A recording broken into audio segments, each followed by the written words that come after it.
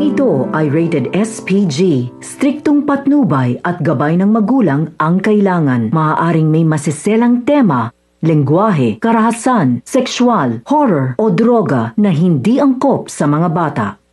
Magandang araw at eto na nga tayo sa ating pinakaabangan na tagpo sa Abot Kamay na Pangarap. Welcome to my channel. Please don't forget to like, comment, and click the bell button para lagi kayong updated sa aking mga videos.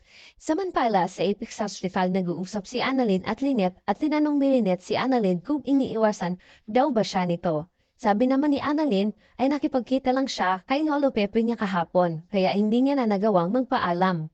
Tinanong ni Lynette si Annalyn tungkol sa nangyaring hindi nila pagkakaintindihan ni Doc Carlos at kung bakit daw binastos niya si Carlos sa OR kahapon. Sabi naman ni Annalyn na hindi ko po siya binastos, nagtanong lang po ako sa kanya. Siya nga po itong nagalit sa akin at tinaasan niya ako ng boses at alam ko naman wala akong ginagawang mali. Ang hindi ko alam kung bakit biglang nagbago ang ugali niya at parang ang bilis niyang magalit sa akin. At sa tingin ko po ay may galit niya siya sa akin. Sabi naman ni Lynette, parehas kayong mali at kailangan humingi ng sorry sa kanya.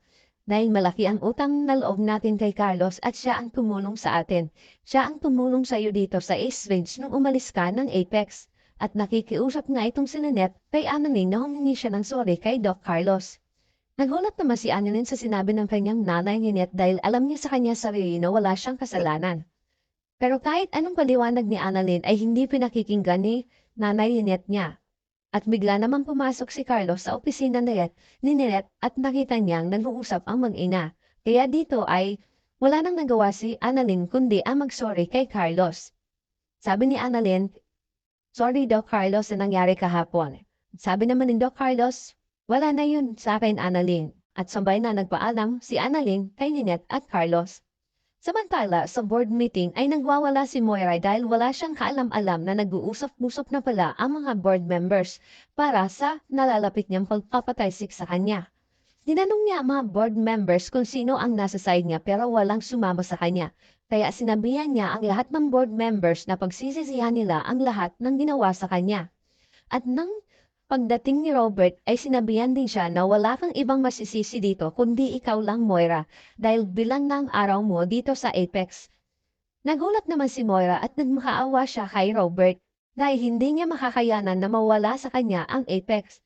Sabi naman ni Robert kay Moira, wala na ako natitirang awa sa iyong Moira at tuluyan na ngang mawawalan ng karapatan si Moira sa Apex Hospital.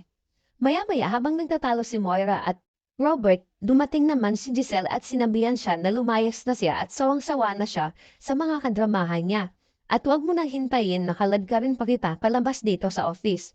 At wala nagang nagawa itong si Moira, pero bago siya lumabas ay sinabihan niya ang mga board members na hindi pa siya tapos at babalikan niya ang lahat para maghiganti. Pupulutin kayong lahat sa basurahan. At ibinigay na ni Giselle ay Robert ang documents na nagpapatunay na si Moira ay hindi na CEO ng Apex Hospital. Subalit hindi alam ng karamihan o ni Giselle na ibinenta pala ni Moira ang mga shares ni Robert. Kaya ngayon ay namumroblema sila kung paano nila mababawi yon. Na yung pinatausik na nila si Moira. Kaya nag-isip ng paraan si Giselle kung ano ang gagawin nila para mabawi ang pera kay Moira. Pagkatapos naman ng board meeting, lumabas itong si Dr. Ray at Robert para pag-usapan ang nangyari kanina sa board meeting at kung ano ang magiging plano niya kung tuluyan nang mawala si Moira sa Apex Hospital. Sabi ni Robert, gagawin nilang dalawa ni Giselle ang lahat ng paraan para maisaayos ang lahat ng problemang iniwan ni Moira sa Apex Hospital. Sa H-Red Hospital naman ay nakita si Dr. Enriquez at si Annalyn sa hallway at kinamusta nito ang kanyang tatay Robert kung magaling na daw ba ito. Sabi naman ni Annalyn ay okay naman siya, medyo nakaka-recover na siya sa kanyang therapy. At nagpaalam na nga si Annalyn kay Dr. Enriquez at may pipuntahan pa siya. Samantala, kinausap naman ni Chang Susan si Annalyn tungkol sa nalalapit na kasal ng kanyang nanay Lynette at Doc Carlos. At dapat nga daw ay maging excited na siya dahil magkakaroon na siya ng bagong pamilya. Magkakaroon na siya ng tatay at nanay at napakaswerte niya dahil si Doc Carlos ang magiging tatay niya.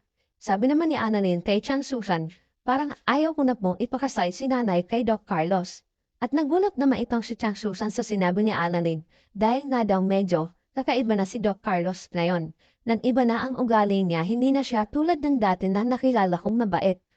At hindi na rin ako kampante na kasama siya. Sabi naman ni Sang Susan kay Annalyn, huwag ka mag-isip ng ganyan. Alam kong magiging mabuting tatay siya para sa'yo at magiging mabuting asawa naman siya para kay Nanay Lynette mo. Kaya kahit nag-aalinlangan si Annalyn sa mga sinabi ni Sang Susan, ay umuo na lang siya. Samantala, muling nagkasalubong itong si Moira at Giselle sa hallway ng hospital. At muli ay nagtalo silang dalawa dahil ipinababalik ni Giselle ang perang pinagbentahan ng shares ni Robert kay Moira. Sabi naman ni Moira kay Giselle, at bakit ko naman gagawin yon? Sabay-sabi kay Giselle na loser. Wala kayong magagawa kung ayaw kong ibalik yon. Kaya hindi napigilan ni Giselle na masampal niya si Moira at sakalin at sinabihan niya si Moira, hindi lang to ang gagawin ko sa'yo kapag hindi mo binalik ang shares ni Obeng. Hanggang saan at kailan titigil kaya si Moira sa kanyang mga kasamaan? Samantala, matutuloy pa kaya ang kasal ni Lynette at Doc Carlos? Ano naman kaya ang gagawin ni Annalyn para hindi matuloy ang kasal nila? Yan ang ating pakakaabangan sa tagpo na ito.